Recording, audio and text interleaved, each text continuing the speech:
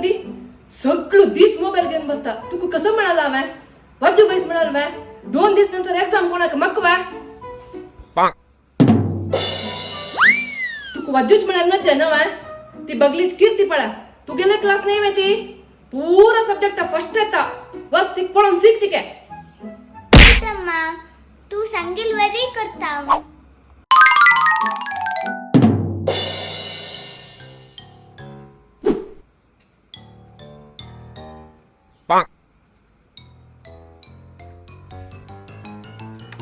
होय गो वद्दी तू हंग बाल्कनी आन बसला वा 1 घंटा तकून घरा भितर सोदितस मधू कसला तू बाल्कनी आन बसला हंगा